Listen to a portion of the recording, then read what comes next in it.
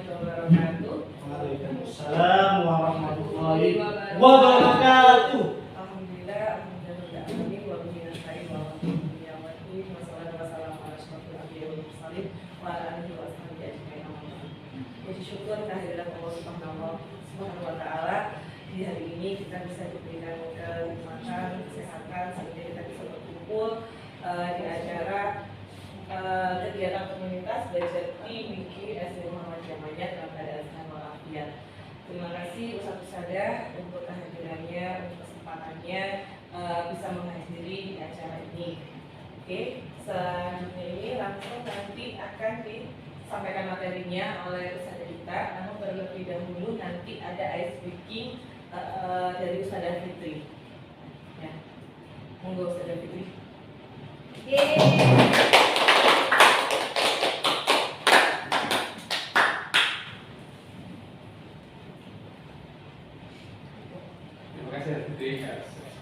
Terima kasih teman-teman. Kali ini speakingnya simpel aja.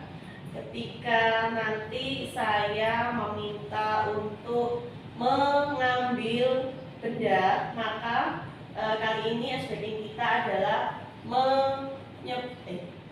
memegang atau mencari benda yang berlawanan kata.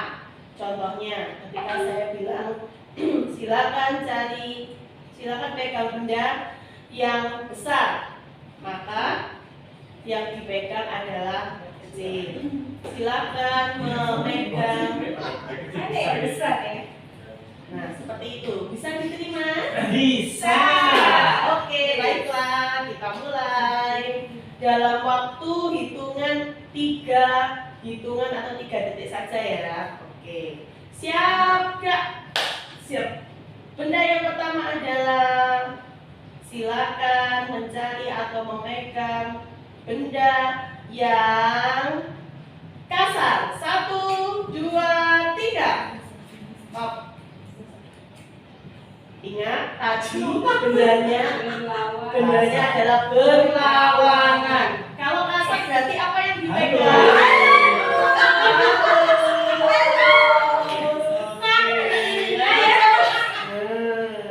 Ada berapa satu ya? Oke, salah. Konsentrasi ya. Langsungnya bisa ambil. Oke, Dia salah. jangan dong. Nanti dia kurus.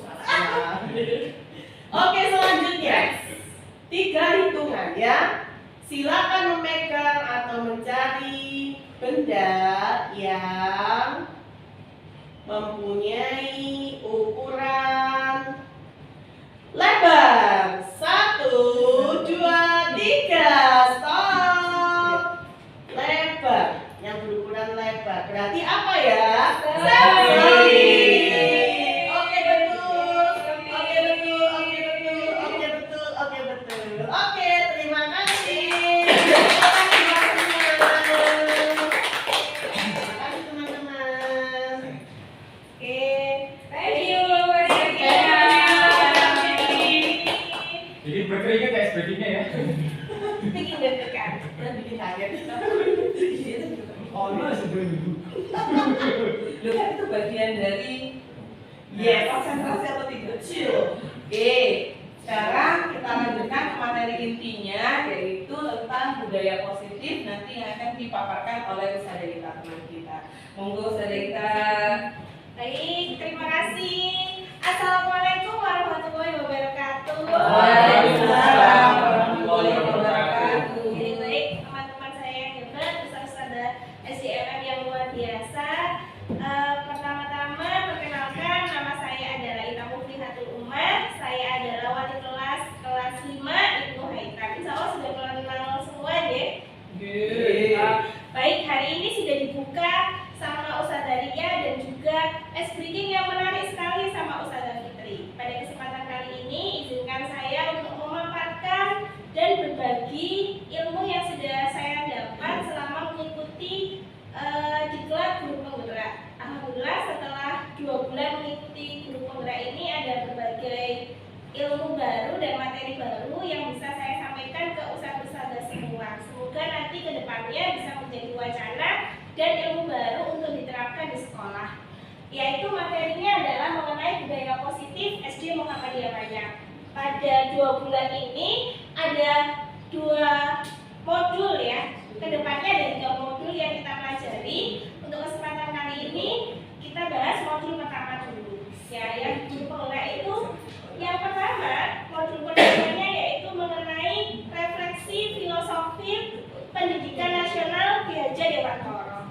Kalau dulu ya, Ki Hajar Dewantara itu dikenal sebagai bapak pendidikan dengan semboyannya yang sangat terkenal sekali. Ada yang tahu? Saudara? Tahu dong. Oke, siapa? Oke, Savitri. Ingat sosok keluarga, Imat Diomal Karso, Tuturi. Oke, di dunia pendidikan 3 semboyan itu jadi hal yang sangat dan amat sangat diinikan sekali ya. Ada yang tahu artinya apa, saudara? Ingat sosok Di depan. Di Di depan. depan. jadi contoh. Ingat dia melakukan Gitu sebagai pendorong. Pendorong. Oke, yang ketiga tuturi hadap. Ya, di belakang Belakang. Sebagai Apa ya? di belakang sebagai penyemangat. Oke. Ya, jadi ketiganya ini dijadikan refleksi dan tujuan utama dalam pembelajaran yang kita terapkan sekarang. Dan ini masih sangat relevan diajarkan pada kurikulum yang sekarang. Ada azas dari Ki Hajar Dewantara yang bisa diterapkan dalam kegiatan pembelajaran kita. Yang pertama, memaknai pengajaran dan juga pendidikan. Pengajaran itu adalah bagian daripada pendidikan. Ya. Jadi yang namanya mendidik itu adalah memberikan ilmu dan kecakapan. Kita sebagai guru tidak hanya menyampaikan ilmu terus kemudian pulang. Yang diterima siswa tidak tahu apa, tidak kita perhatikan. Nah, menurut KHD, kita singkatnya KHD ya Ustaz. KHD itu Ki Hajar Dewantara, bukan Ki Haji. Ki Hajar Dewantara. Pendidikan adalah tempat persemaian benih-benih kebudayaan dalam masyarakat. Kita ibaratkan murid-murid kita itu sebagai benih jagung, di mana kita sebagai guru yang menuntun agar benih jagung itu bisa tumbuh dengan baik, dengan menyediakan tempatnya, dengan menyediakan lingkungannya agar bisa tumbuh dengan baik. Kita tidak bisa merubah benih jagung itu tumbuh jadi benih padi, tapi kita bisa membuat benih jagung itu tumbuh dengan maksimal, dengan memberikan pupuk, dengan memberikan perhatian dan sebagainya. Bandingkan jika kita merawat jagung, tapi kita biarkan, otomatis hasil akhirnya akan berbeda jika kita merawatnya dengan penuh sungguh-sungguh. Itu asas utama pendidikan KHD. Terus yang kedua, dasar pendidikan yang menuntun. Kalau dulu mungkin Bapak, Ibu, saudara semua yang ada di sini mengajar ke siswa bisa direfleksikan dalam kehidupan sehari-hari ya. Anak itu pernah mencermati nggak? Siswa di kelas kita itu memiliki kodrat yang berbeda. Anak yang satu dengan anak yang lain memiliki kemampuan yang berbeda. Menurut KHD, anak itu dibagi dua berdasarkan kodrat alam dan kodrat zamannya. Anak yang tinggal di kota, yang kodrat alamnya beda dengan di desa, pasti model dan gaya belajarnya berbeda dengan anak yang mungkin asalnya dari pelosok desa. Gaya bahasanya perlu disesuaikan dengan yang ada di sekitar kita. Kodrat zaman kita dulu, saat kita belajar, kita nggak kenal itu apa yang namanya gadget, belajar tidak pakai Google Form, belajar pakai kapur ya, zaman kita dulu. Yeah. Tapi kalau sekarang, mengenalkan kapur kepada anak-anak hal yang luar biasa, karena zamannya sudah berbeda. Dan kita sebagai guru harus dituntut berkembang sesuai dengan kodrat zamannya. Kalau sekarang zamannya gadget, zamannya yang IT-nya sudah tinggi, bagaimana kita berkembang dan menyesuaikan diri untuk bisa sesuai dengan kodratnya anak-anak. Kita nggak boleh berdiam diri. Anak aku nggak bisa. Kayak kemarin pada saat kita pandemi, kalau kita nggak mau berbenah, mungkin kita akan diam saja. Tapi kita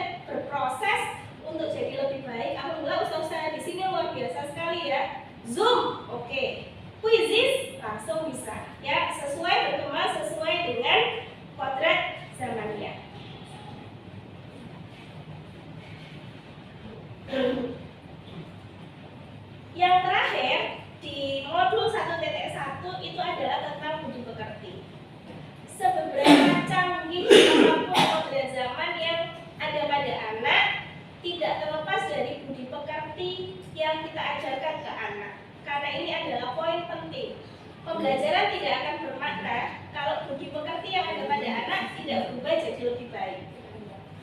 Nah, salah satu yang terpenting adalah bahan budi pekerti yang mengena kepada anak itu adalah di keluarga. Karena keluarga adalah dasar dari budi pekerti ini. Karena anak itu tumbuh jadi yang baik. Sekolah hanya menebalkan lakunya, menebalkan perilaku yang baik akan menjadi budi pekerti yang baik. Budi pekerti itu keseimbangan antara cipta, rasa, dan karsa, sehingga anak bisa dilatih untuk memiliki kemampuan dan pribadi yang baik. Ya, contohnya, misalnya di SDMM, cara menerapkan budi pekertinya dengan satu, sholat jamaah tepat waktu. Dan ini harus dimulai dari gurunya. Kalau gurunya bisa memberikan contoh yang baik dengan saat sholat bisa tepat waktu, maka otomatis siswanya akan sholat juga tepat pada waktunya. Dan begitu juga banyak hal yang lainnya, kayak kebudayaan salam, santun, salim, mulai dari depan gerbang sampai ke kelas kita budidayakan seperti itu. Dan banyak hal yang lainnya yang sudah diterapkan. Ini dari sesi 1 modul 1 1.1 tentang filosofi KHD. Ada 4 poin bersama-sama. 1. Pendidikan yang berpusat pada anak. Kalau selama ini kita masih berpusat pada guru saat pembelajaran, guru hanya mendominasi kegiatan pembelajaran, mungkin nanti bisa diubah jadi siswa yang menjadi sumber utama pembelajaran. Yang kedua, setiap anak itu berbeda, baik berdasarkan kodrat zamannya atau berdasarkan kodrat alamnya. Jadi kita harus mengenali, tidak bisa disamaratakan. Yang ketiga, bahwa budi pekerti harus jadi sumber utama dalam proses pembelajaran. Pembelajaran tidak akan berarti kalau tidak ada perubahan pada budi pekertinya. Ada sebuah video saya lihatkan tentang kegiatan filosofi dari Ki Hajar Dewantara.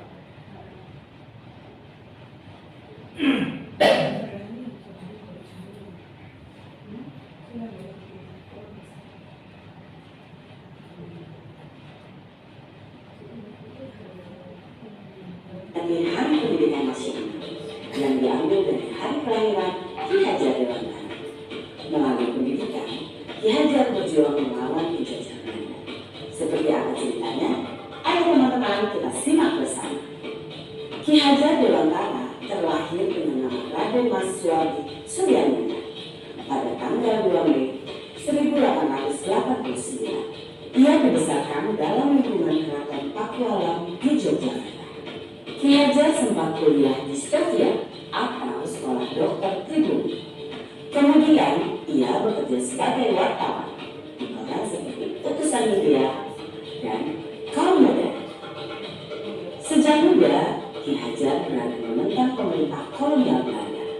Bersama Daus Becker dan Cipto Mangunkusumo, ia mendirikan Industri pada tahun 1912 yang bertujuan mencapai pendidikan.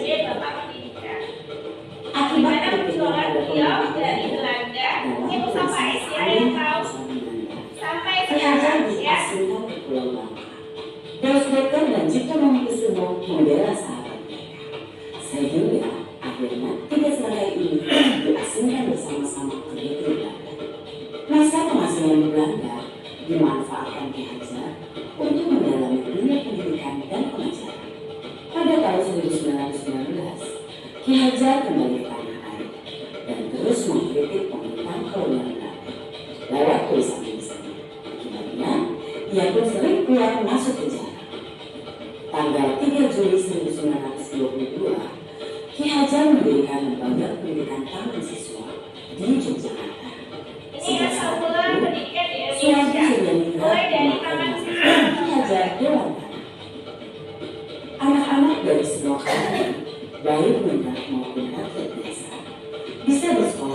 taman siswa. Perguruan ini memiliki semboyan Ilnaso Sukuloyo, Ilmajo Manungkaso, Tuturi Handele. Artinya, di depan memberi contoh, di tengah membangun semangat, dan di belakang memberi dorongan. Prinsip ini berlaku untuk semua tamu atau guru dan murid di taman siswa. Setelah Indonesia merdeka, Presiden Soekarno mengangkat Ki Hajar sebagai Menteri Pendidikan kita kembali ke kurikulum zaman dahulu, yakni tidak hanya tetap dipakai dalam dunia pendidikan Indonesia. Bapak Ibu calon guru penggerak telah menyimak video profil sejarah Bapak Pendidikan Nasional kita Ki Hajar Dewantara. Pada kesempatan ini, izinkan saya untuk memaparkan refleksi saya terkait pemikiran Ki Hajar Dewantara untuk membuat kita lebih memahami impian besar beliau untuk membawa anak Indonesia mencapai kemerdekaan belajar. Ada dua hal yang ingin saya sampaikan di sini. Pertama, beliau berkata bahwa pendidikan adalah tempat persemaian benih-benih kebudayaan. Pada hal ini, Ki Hajar membuat sebuah koneksi dua hal yang tidak terpisahkan antara pendidikan dan kebudayaan. Dua hal ini adalah satu kesatuan. Menurut Ki Hajar, untuk mencapai kebudayaan yang kita mimpikan, peradaban bangsa yang kita cita-citakan, pendidikan adalah fondasinya. Atau dengan bahasanya Ki Hajar adalah tempat persemaian benih-benih kebudayaan. Dengan kata lain, pekerjaan yang kita lakukan di pendidikan bukan saja pekerjaan untuk anak bersekolah, ujian hasilnya baik, dan lain sebagainya, tapi adalah pekerjaan untuk menjemput kebudayaan yang kita cita-citakan. Dengan kata lain, ini adalah pekerjaan untuk membentuk peradaban. Jadi ini peran yang sangat penting antara pendidikan dan kebudayaan. Dua-duanya adalah satu ikatan yang tidak bisa dilepaskan. Yang kedua, inti dari filsafat Ki Hajar Dewantara itu adalah perubahan.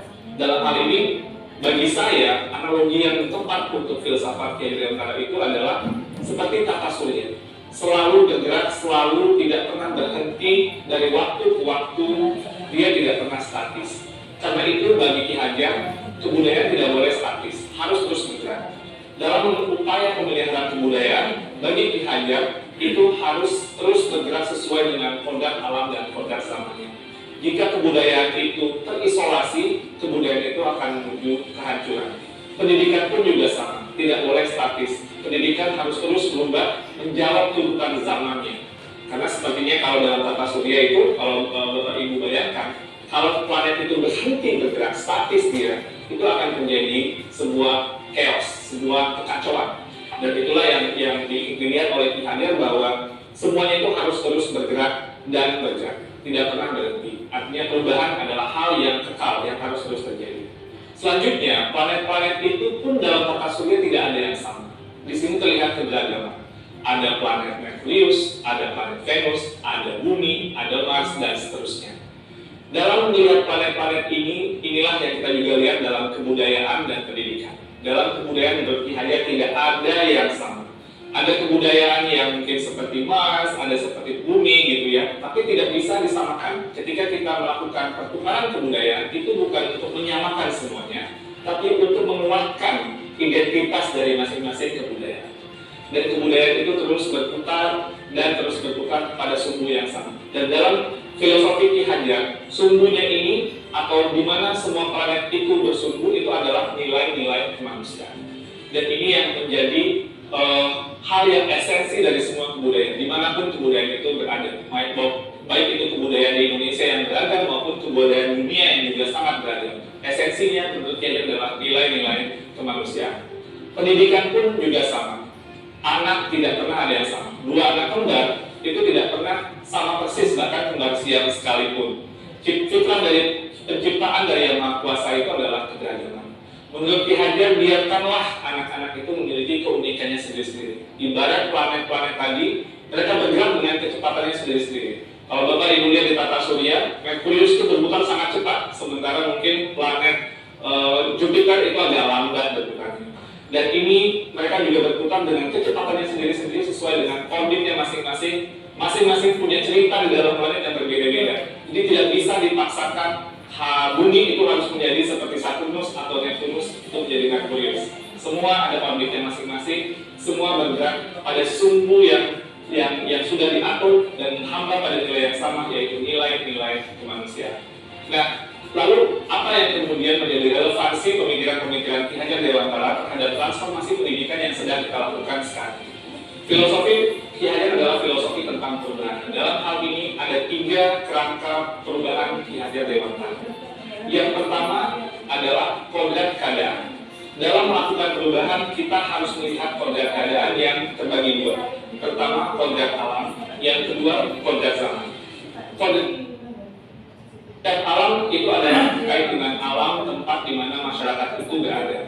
Seperti yang digambarkan oleh Ki Hajar, kalau alamnya daerah pertanian itu berbeda dengan daerah pegunungan atau daerah pantai. Yang 2 musim itu berbeda dengan 4 musim dan seterusnya.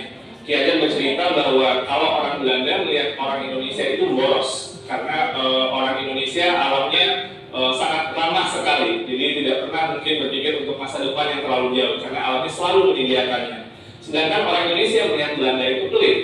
Tapi ini Belanda dibentuk oleh alamnya juga, karena dia harus hidup 4 musim, dia harus berhemat, karena nanti ketika datang musim dingin, tidak bisa lagi tumbuh atau petani tidak bisa bergerak.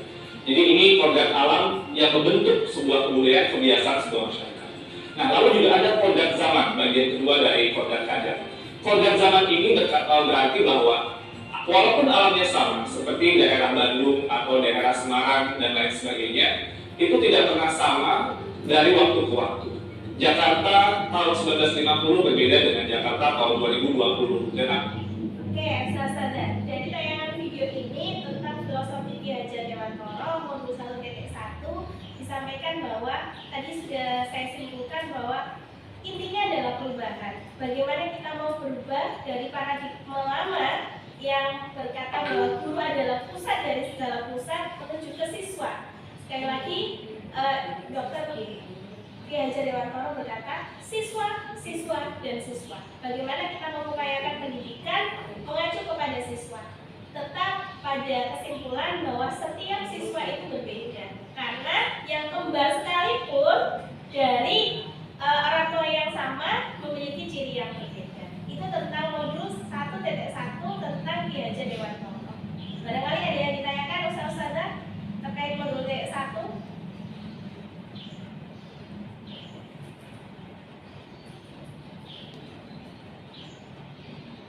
Ada?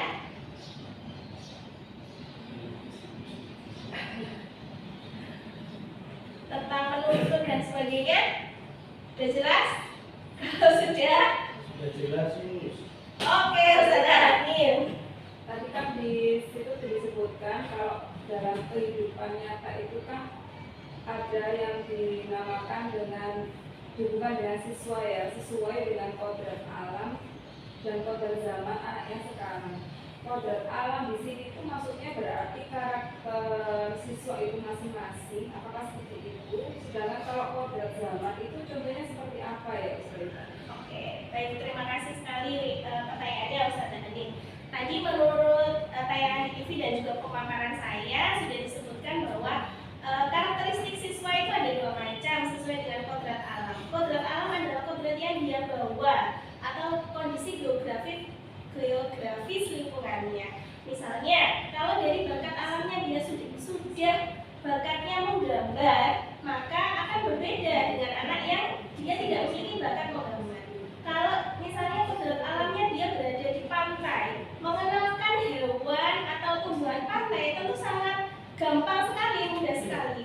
Melihat dengan langsung di sana ada pohon kelapa, terus kemudian ada pasir. Tentu kalau pohon kelapa itu dibawa ke sini ke daerah Gresik atau daerah gunung, mereka akan membayangkan pasir itu seperti apa, pantai itu seperti apa. Nah, sesuai dengan keadaan geografisnya.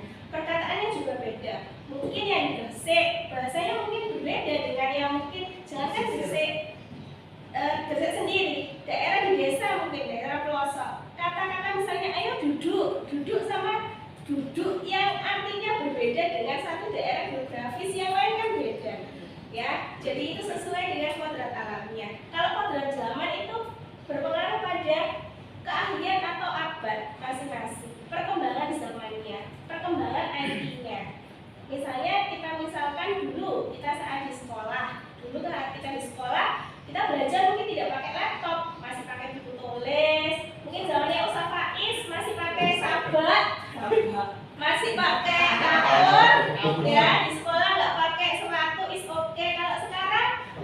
sekolah sudah pakai HP, sudah pakai tablet, dan guru harus dituntut sesuai dengan perkembangannya. Nah, intinya kan berubah, dan kita harus mengawali itu mau berubah. Kalau gurunya nggak mau berubah, bagaimana siswanya mau berubah? Kalau siswanya dituntut untuk bisa belajar Zoom kayak kemarin, maka gurunya harus tahu Zoom itu seperti apa, menyalakan mikrofon seperti apa, fitur raise hand-nya seperti apa gitu. Jadi kita harus berusaha dan berubah sesuai perkembangan zamannya. Tidak boleh berhenti, harus bergerak. Siap Ustazah? Ya. Oke. Lanjut, thank you Ustazah Hamid. Ya, lagu kita atau semangat kita adalah tergerak, bergerak, dan bergerak. Ya. Jadi istri nih. Oke, kita lanjut modul kedua ya Ustazah. Siap. Modul kedua ini nilai dan peran guru penggerak.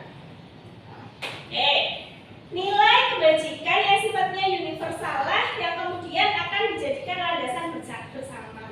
Nilai kebajikan itu nilai yang baik Ustazah, ya, yang kita punya ini, ya. Dalam diri masing-masing guru pasti punya nilai.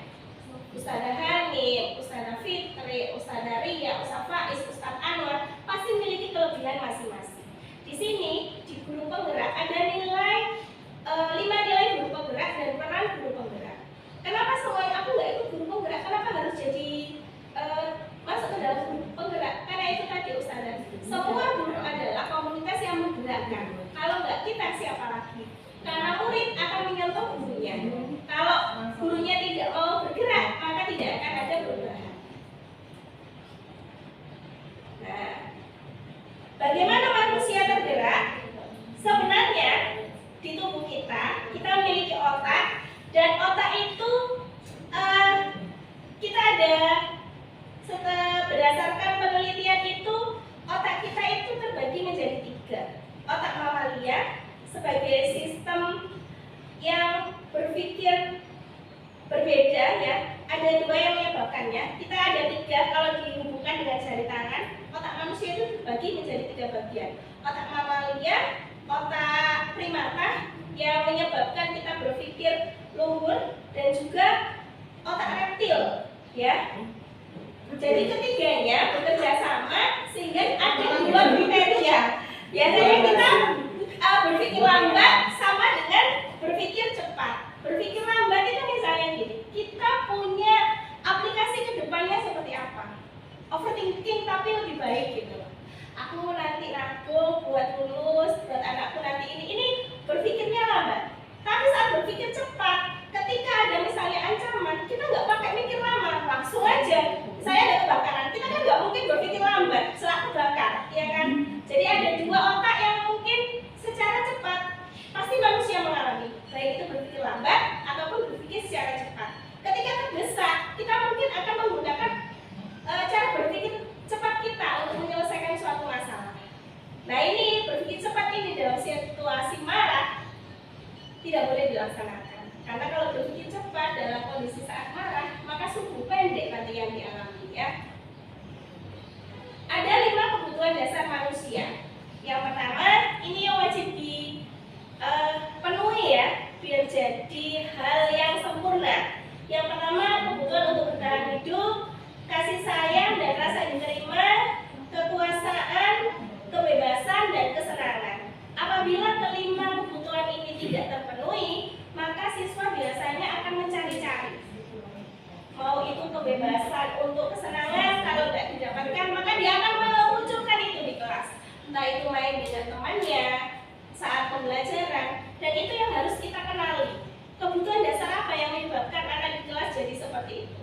Ada yang cari perhatian, mungkin kayak muridnya Ustaz Faiz, ya, karena tidak terpenuhi sehingga mungkin terbawa ke sekolah, dan kita sebagai guru harus mengetahui itu karena dari latar belakangnya. Nah, ada 5 nilai guru penggerak yang kita bisa perlukan. Yang pertama, berpihak kepada murid. Yang pertama, berpihak pada murid itu mengutamakan kebutuhan dan kepentingan murid, menjadikan murid sebagai pusat dari pembelajaran.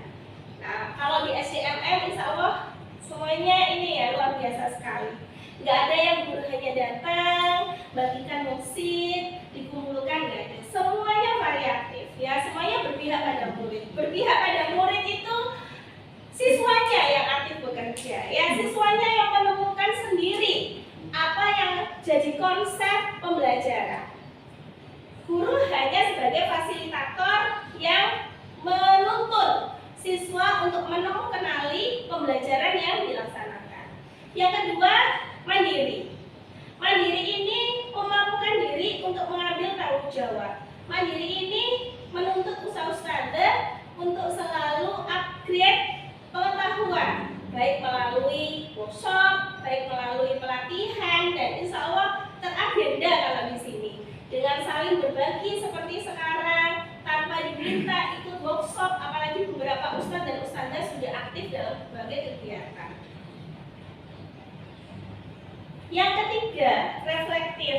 Reflektif itu mampu memaknai pengalaman yang terjadi di pembelajaran dan membuat rencana alternatif apabila ada kejadian yang tidak sesuai dengan harapan. Dalam pembelajaran, reflektif itu bisa diawali di awal pembelajaran, misalnya dengan menanyakan bagaimana kabarnya siswa hari ini. Siswa yang datang kelihatan cemberut, boleh ditanya, tidak dibiarkan, dengan menuliskan smile dan apa untuk menanyakan kegiatan pembelajaran, itu reflektif. Atau di akhir pembelajaran bisa dikumpulkan dan direnungkan apa yang dipelajari siswa, sehingga pembelajaran itu lebih bermakna. Menjalin kedekatan dengan siswa akan memunculkan rasa dicintai. Anak-anak akan istilahnya lebih nurut, lebih dekat ke hati kita. Coba sekali-sekali besok setiap kali pembelajaran tidak hanya datang mengajar, tapi merefleksi kegiatan apa yang dilaksanakan. Sehingga dengan renungan itu nanti akan muncul ide. Aku besok maunya gini, ustazah, pembelajaran hari ini bagus karena ini. Kelas 1, kelas sampai kelas 6 insya Allah masih memiliki kemampuan untuk mengungkapkan idenya. Dan pasti akan senang kalau ditanya seperti itu. Yang ketiga, kolaboratif. Nah, kolaboratif ini berkolaborasi dan mengkomunikasikan apa yang didapat, ilmu yang didapat kita, atau informasi yang didapat dengan sesama teman guru. Kolaboratif bisa di lingkungan sekolah atau di luar sekolah. Kayak ustazah KKG di kelompoknya masing-masing itu juga merupakan contoh kolaboratif. Di MGMP ya ustazah, di KKG kecamatan mungkin ustazah Hanim, Safais yang sudah sampai kabupaten, Ustazah Fitri di kabupaten sesuai dengan wakilnya masing-masing, yaitu berkolaborasi bersama untuk menghasilkan pembelajaran yang inovatif. Dan yang terakhir, inovatif. Inovatif itu berinovasi untuk melaksanakan perubahan dengan media pembelajaran yang baru, kayak Ustadz Anwar ini tim IT yang bagus ya pada pembelajarannya, jadi bisa digunakan. Terus untuk peran guru penggerak, yang pertama menjadi pemimpin pembelajaran. Guru seperti di KHD 1.1 pemimpin pembelajaran, memimpin jalannya pembelajaran, tapi tidak berpusat pada guru, hanya mengarahkan, menuntun sehingga proses pembelajaran berjalan dengan baik. Yang kedua, menjadi coach bagi guru lain, menjadi pengajar, saling memberikan ilmu. Kalau habis pelatihan apa bisa ditularkan, itu coach bagi guru lain. Ilmunya tidak pelit untuk disampaikan ke sesama, sehingga apa yang saya dapat di guru penggerak saya tularkan ke teman-teman sehingga jadi satu kesatuan. Bukan saya saja yang menerapkan, tapi semua guru harapannya bisa diterapkan dan jadi sekolah yang lebih baik lagi. Mendorong kolaborasi itu sama, mendorong kegiatan kerjasama. Kalau ada kegiatan seperti ini tidak menolak untuk mengikuti. Nah, itu tujuannya untuk berkolaborasi bersama. Yang ketiga, mewujudkan kepemimpinan murid. Bukan semuanya dikerjakan oleh guru, tapi ada murid yang dijadikan sebagai tim leader. Kayak UDU, kayak kita sudah pernah PKS, UKS, nah itu diterapkan. Di umur sekarang itu memang anak-anak itu lupa.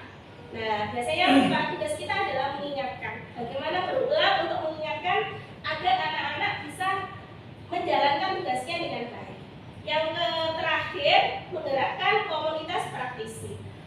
diharapkan dapat mengambil peran untuk menggerakkan komunitas praktisi sekolah dan wilayahnya.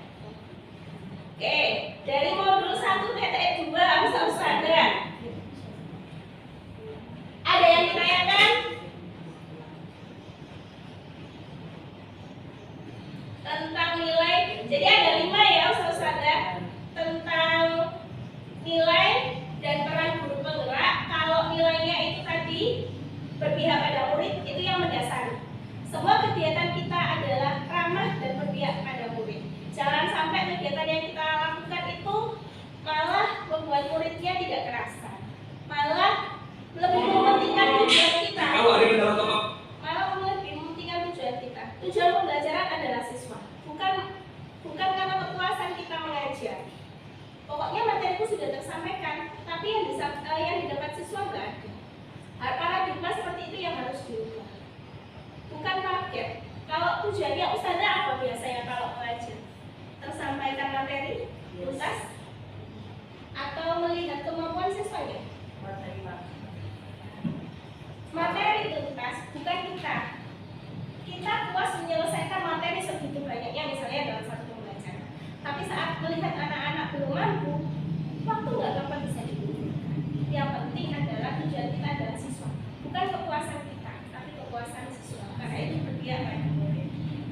Itu untuk 1 dari 2. Nah ini tadi barangkali buat referensi ya Ustazah. Tadi disebutkan bahwa otak manusia kan terdiri dari 3. Otak mamalia, otak reptil, sama Primitif lah.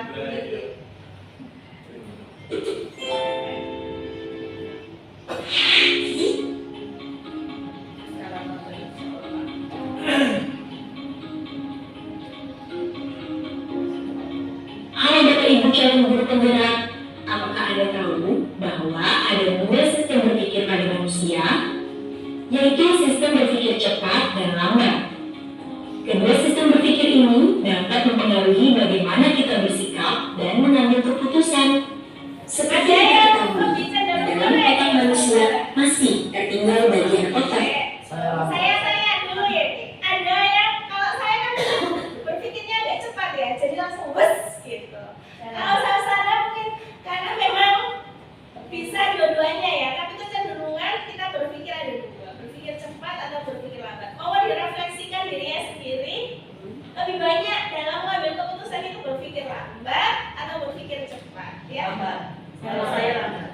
Lihat sih. Kalau keputusan Lihat sih. Tergantung terus.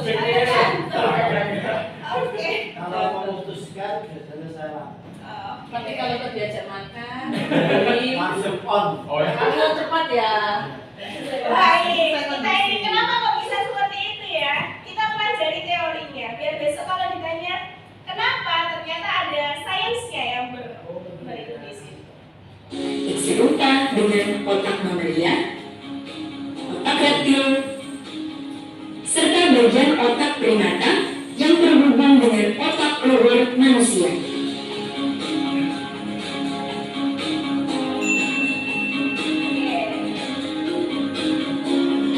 Ini ya Ustazah, kalau otaknya gambar seperti ini. Ini otak reptil, ini otak primata, ini otak manusia, ini otak mamalia.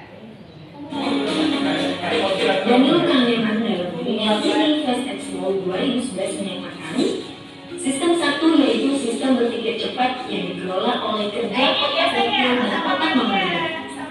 Dalam sistem 2 sebagai sistem berpikir lambat yang dikelola oleh otak primata dan otak luar manusia. Untuk menjelaskan bagaimana kedua sistem tersebut bekerja, kita akan menggunakan perumpamaan eskalator yang bergerak turun. Eskalator yang bergerak turun ini menggambarkan kerja sebagian besar tubuh manusia yang mendahulukan penghematan energi. Ini kecenderungan alami manusia. Sebagai bagian dari otak manusia, otak reptil dan otak mamalia bekerja untuk menghemat energi. Mereka mengelola otomasi bagian-bagian tubuh kita yang bekerja di bawah sadar sehingga meminimalkan energi.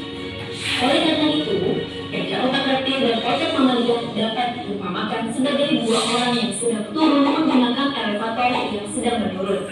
Tanpa perlu energi, tinggal turun eskalator bergerak turun. Yang saja pun akan ikut turun.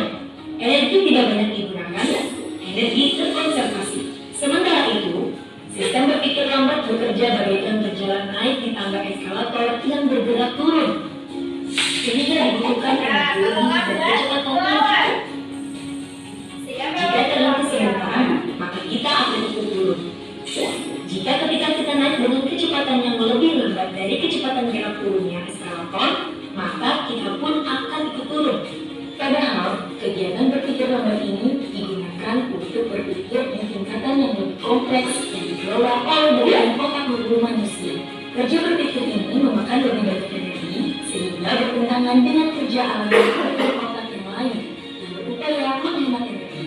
Nah, setelah menyimak video ini, menurut Anda apa yang dapat kita pelajari? Bagaimana kita dapat menjadikan diri kita lebih peka terhadap hal ini? Bagaimana kita dapat menyadari, menemukan kembali, membiasakan, dan mengelola penggunaan dengan sengaja?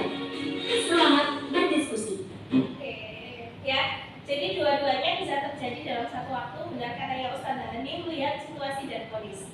Kalau memang suatu situasinya mendesak, maka kerja otak cepat sangat diperlukan. Misalnya dalam satu bahaya, maka gimana caranya biar diri selamat? Diperlukan otak kerja cepat ya untuk menyelesaikan suatu masalah. Tapi kalau misalnya kerja lambat, maka untuk tujuan kedepannya apa yang bisa kita lakukan? Itu modul 1.2 Ustaz. Saya lanjutkan ke modul selanjutnya. Ini modul 1.3 tentang visi guru penggerak. Ya, setiap guru dalam kegiatan pembelajaran pasti punya visi dan misi yang harus diinikan. Jangan hanya mengajar asal ngajar saja, tapi di rumah setiap tahun pasti kita sudah dibuat merancang RPP-nya seperti apa. Setiap kali pengumuman kan mesti tahu. Kelas 5, oh berarti saya ngajar PKN. Saya harus menciptakan siswa saya seperti apa. Ada gambaran, walaupun secara tidak langsung tidak dituliskan. Tapi di sekolah kita sudah ada visi dan misinya. Itu yang membuat dasar kita dalam melaksanakan kegiatan pembelajaran. Tinggal kita dituliskan menebali visi dan misi yang ada di sekolah. Masih ingat visi dan misi sekolah Ustaz? Menjadi sekolah Islam yang unggul. Oke. Lanjut, Mbak. Ada yang tahu? Apa itu Ustaz? Baca Ustaz. Menjadi sekolah Islami dan kreatif yang unggul dalam ketakwaan, kecerdasan, dan kemandirian. Oke, menjadi sekolah Islami yang unggul dalam ketakwaan dan kecerdasan. Ya. Ya. Jadi itu yang mendasari kita menjadi sekolah Islami. Kegiatan pembelajaran kita lakukan di sekolah adalah bersumber dari visi dan misi yang ada di sekolah. Ya. Visi ini, ya, saya harapkan nanti kita semua punya visi sehingga apa yang tercermin dalam kegiatan pembelajaran kita bisa ada di anak-anak sehingga anak-anak juga memiliki visi dan misi yang sama. Sekolah Islami berarti kegiatan pembelajaran kita, mau itu IPS, matematika dan sebagainya, maka bersumber pada kegiatan Islami. Makan sambil duduk, kalau mau dalam kegiatan matematika dan sebagainya juga sama, sesuai dan bersumber pada visi dan misi sekolah. Nah, ada yang mau baca Ustaz? Puisi? Ya. Iya. Ayo Ustaz Anwar, silakan berdiri Ustaz. Bukan saja Fitri, Pak. Ayo Ustaz Anwar. Ayo, Ustaz. Bisa. Suaranya bagus itu. Ayo Ustaz Anwar. Ayo Ustaz Anwar. Ya, bisa saja. Berarti bisa. Bisa izin ke belakang. Oh, cepat ah. Ya, bisa. Monggo saja. Oke, ini puisinya ya, sekarang ayo Bu. Aku melihat Indonesia. Aku. Jikalau aku berdiri di pantai Nil, aku mendengar lautan Hindia bergelora membanting di pantai Nil. Semua lagi. Iya. Aku mendengar lagu saja Indonesia. Jikalau aku melihat sawah-sawah yang menguning menghijau, aku tidak akan lagi aku tidak melihat lagi batang-batang padi yang menguning menghijau.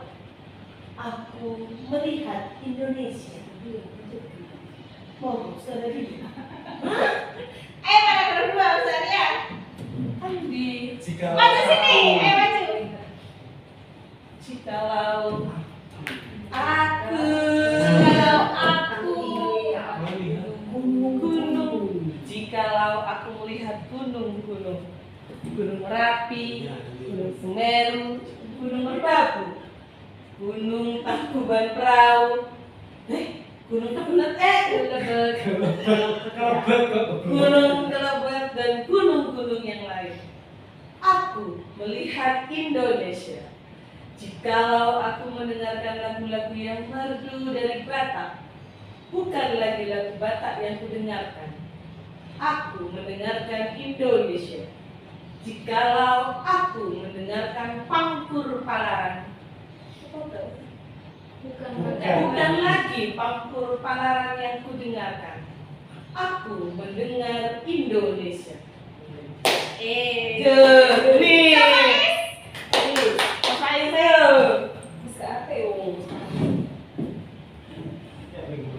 Jikalau aku mendengarkan lagu Alessia dari Maluku, bukan lagi aku mendengarkan lagu Alessia. Aku mendengar Indonesia. Jikalau aku mendengarkan burung berkutu menyanyi di pohon, ditiup angin yang sepoi-poi. Lanjutkan Ustaz Anwar. Terakhir Ustaz.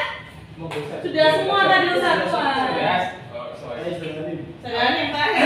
Lagi aku mendengar burung berkutu. Aku mendengarkan Indonesia. Jikalau aku menghirup udara ini, aku tidak akan menghirup udara. Aku menghirup Indonesia. Jikalau aku melihat wajah anak-anak di desa-desa dengan mata yang bersinar-sinar, Pak, merdeka! Pak, merdeka! Pak, merdeka! Aku bukan lagi melihat mata manusia. Aku melihat Indonesia. Tepuk tangan dong. Keren semuanya ya. Bagaimana perasaan Ustaz setelah membaca puisi ini? Terasa menjadi bagian dari orang Aku merasa Indonesia. Oke, sih. Dari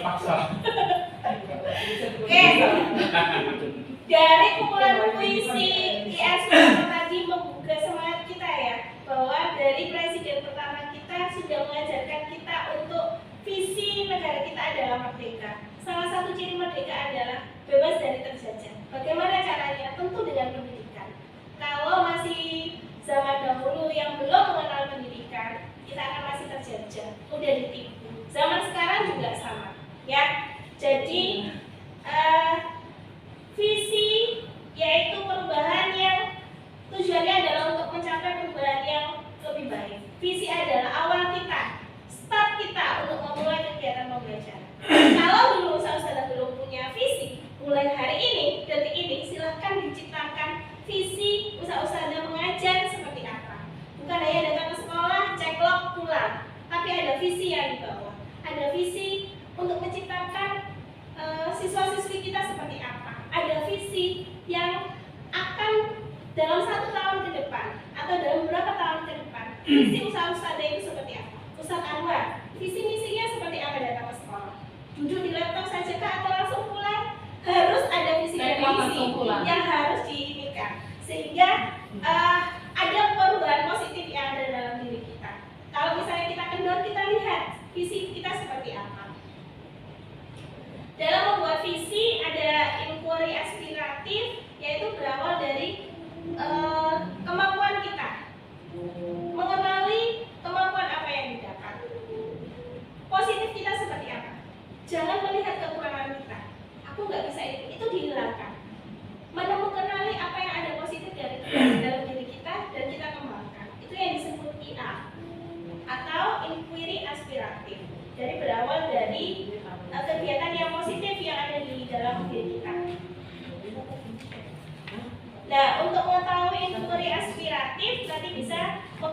Bagja. Bagja adalah singkatan dari buat pertanyaan, ambil pelajaran, gali mimpi, jabarkan rencana, dan atur eksekusi. Jadi dari visi tersebut kita bisa melihat ya buat pertanyaan. Pertanyaannya kita bisa lihat dari pertanyaan apa yang mengarah kepada kekuatan yang ada pada diri kita. Tindakan apa yang diharapkan? Ambil pelajaran, pelajaran apa yang didapatkan?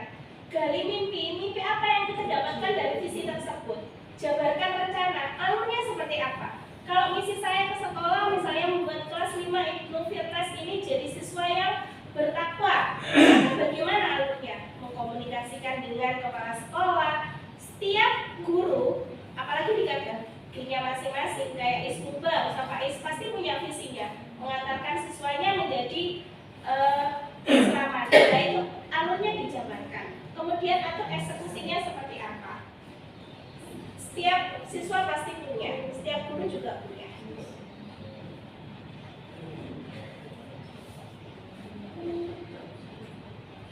Nah, yang terakhir Ustazah. Nah, ini bab terakhir ya Ustazah. Modul keempat. Nah, budaya positif. Oke, coba amati di lingkungan sekolah. Nah, sudah positif nggak ya? Budaya positif itu tercermin dari kegiatan yang ada di sekolah kita, keseharian siswa, keseharian gurunya, tentang bagaimana murid saling berinteraksi. Sudah oke kah? Guru saling bertegur sapa? Sudah ya. Kalau di SDMM muridnya sudah terbentuk, gurunya sama muridnya dengan baik, tidak ada yang ngegeng-ngegeng, kayaknya ya guru-gurunya semuanya sama jadi satu.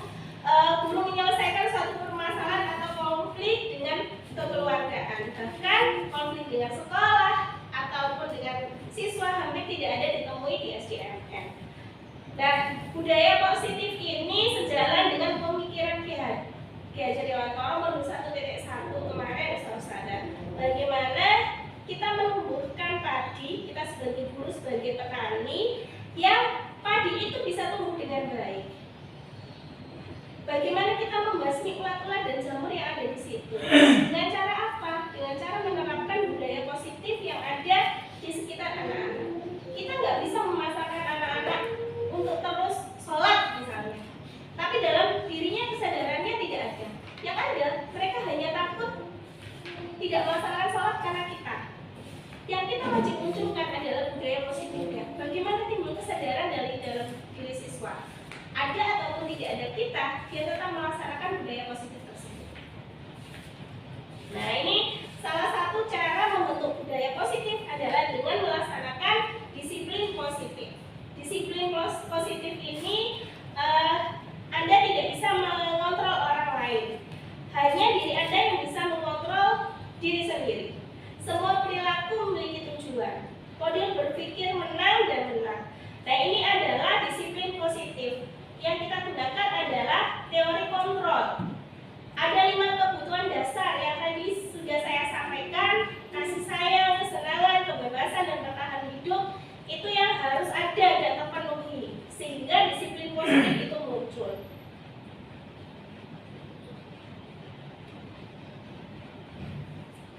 Nilai-nilai keyakinan atau kebiasaan yang berpihak kepada murid agar murid dapat berkembang menjadi pribadi yang berbudi pekerti, baik, penuh hormat dan bertanggung jawab.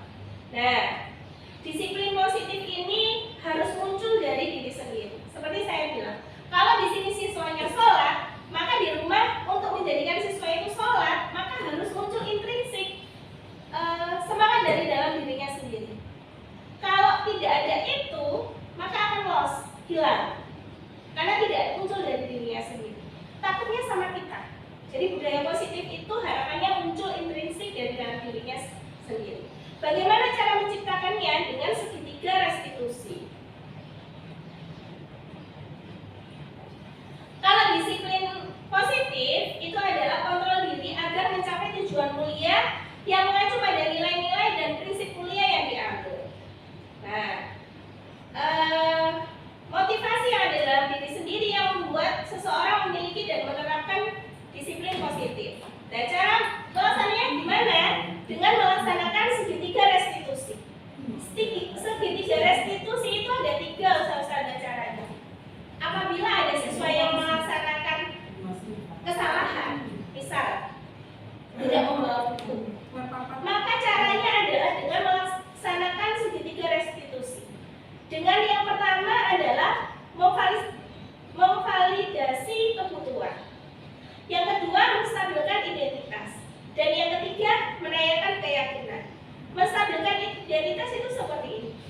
kadang posisi kita tidak tahu atau tidak mau tahu apa yang dilaksanakan oleh anak.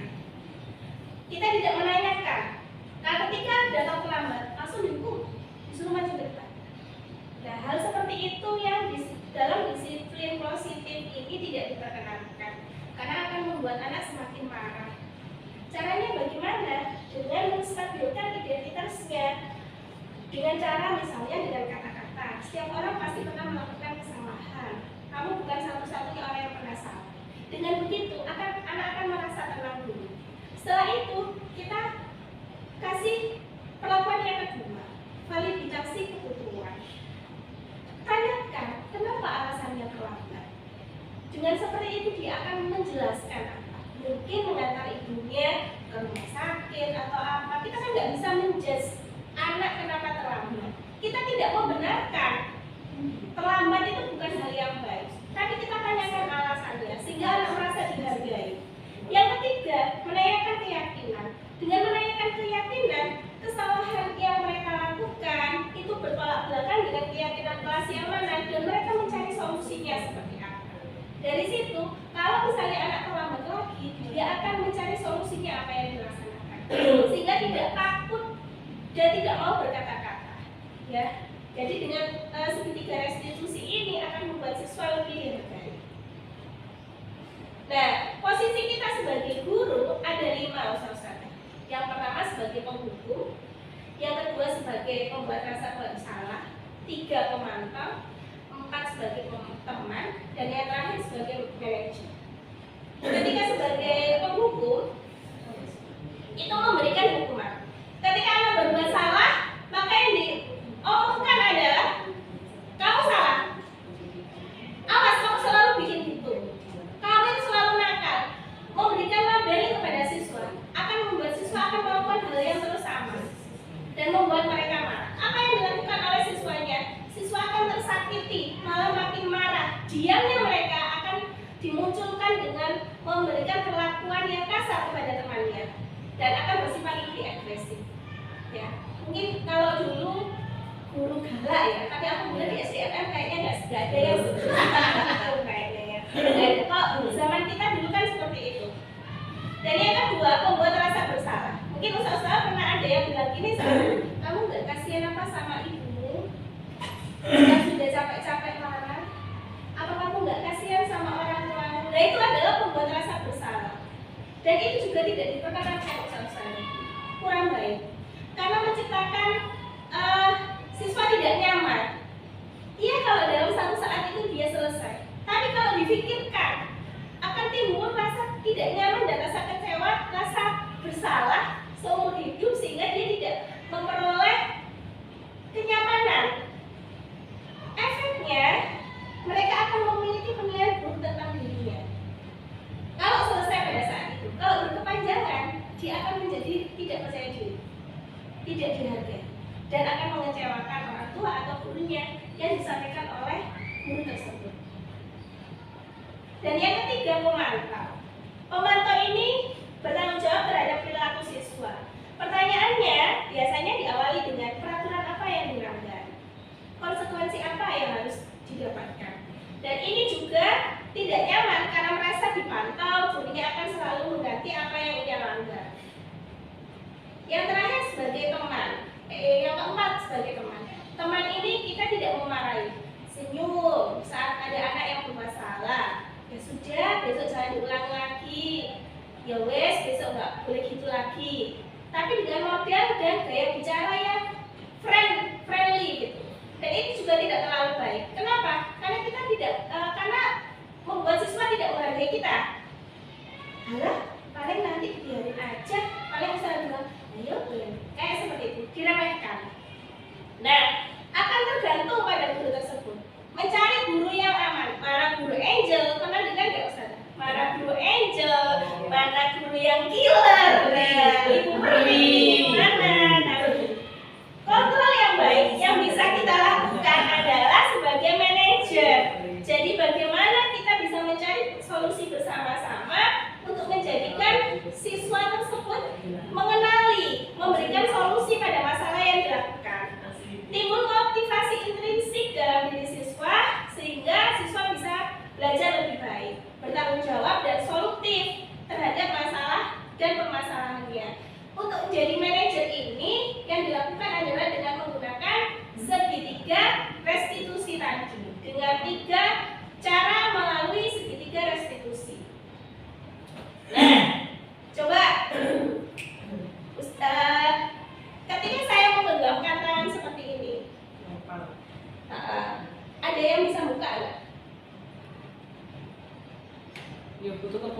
untuk keluarga. Ya bisa. Kekuatan siapa?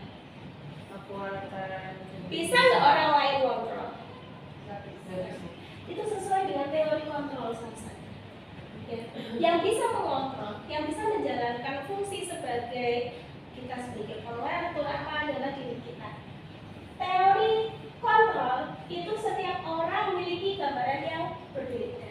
Hanya kita yang bisa mengontrol diri kita. Orang lain nggak akan bisa. Kita tidak bisa mengontrol orang lain. Jadi yang bisa membuat kita melaksanakan sebagai penghukum atau mungkin manajer itu adalah diri kita. Mau semarah apapun kita terhadap seorang siswa yang melakukan pelanggaran misalnya, kita kembalikan lagi karena posisi kontrol kita adalah sebagai guru. Jangan sampai nanti merugikan siswa dan juga diri kita sendiri. Nah, itu mungkin dari saya. Salam guru penggerak, tergerak, bergerak, dan menggerakkan. Saya lihatkan videonya Ustaz Sadar tentang restitusi. Ini kemarin yang sudah saya lakukan.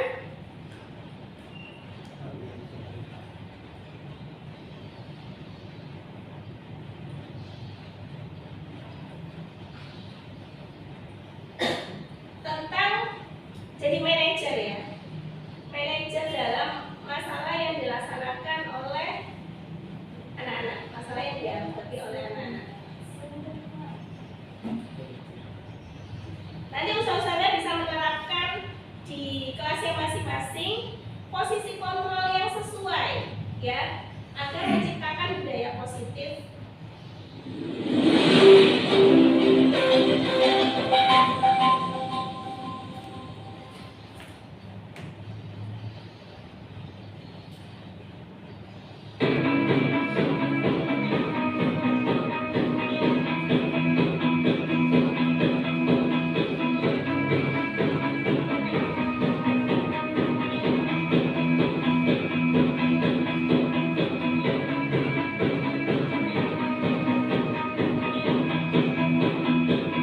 Dengan restitusi itu diharapkan anak-anak bisa memperbaiki kesalahannya. Ada 3 yang seperti tadi disampaikan, menstabilkan identitas, validasi tindakan yang salah, dan menanyakan keyakinan. Tiga-tiganya harus berurutan, tapi minimal harus ada, sehingga anak-anak lebih dihargai dan tahulah solusi yang apa yang harus dilaksanakan dari kesalahan yang mereka perbuat.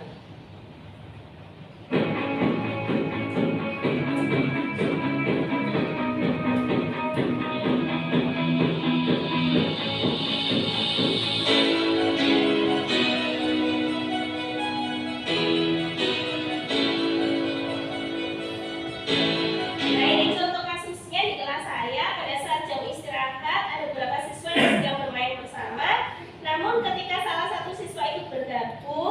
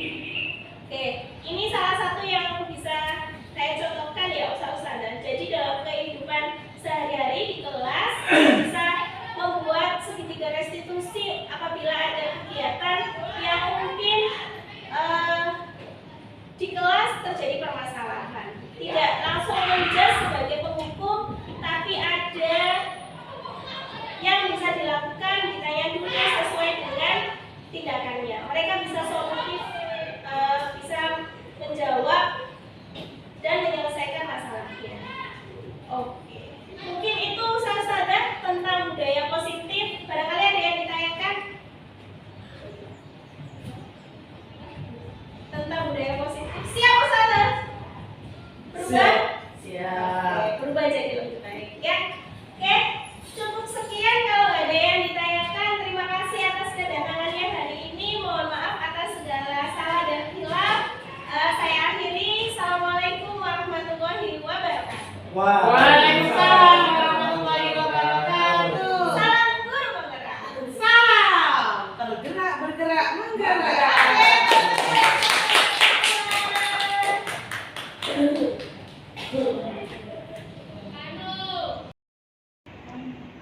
Assalamualaikum warahmatullahi wabarakatuh. Saya Ustadzah Ria, teman sejawat dari Ustadzah Ita. Saya mengucapkan terima kasih kepada Ustadzah Ita untuk sharing ilmunya dari ilmu baru yang diberikan Ustadzah Ita. Di sini saya bisa mengambil intinya yaitu tentang filosofi KHD, kemudian tentang penerapan disiplin positif di sekolah. Insya Allah kedepannya saya bisa menerapkan tentang disiplin positif di kelas. Terima kasih. Wassalamualaikum warahmatullahi wabarakatuh. Warahmatullahi wabarakatuh. Saya Ustadz Faiz, temannya Ustadzah Ita Muftihatul Ummah. Alhamdulillah hari ini saya dapat ilmu yang luar biasa yang menjadikan saya untuk lebih banyak pengalaman yang harus saya terapkan di kelas. Misalnya tentang filosofi Ki Hajar Dewantoro, bagaimana memberikan filosofi pendidikan, bagaimana peran guru penggerak, kemudian visi guru penggerak, dan bagaimana menerapkan budaya positif di sekolah, sehingga ilmu-ilmu yang saya dapat betul-betul memberikan pencerahan saya dan kemudian akan mampu melakukan pembelajaran yang lebih menuju kepada diferensiasi lagi yang lebih baik lagi. Terima kasih, semoga bermanfaat. Sukses selalu calon guru penggerak. Assalamualaikum warahmatullahi wabarakatuh.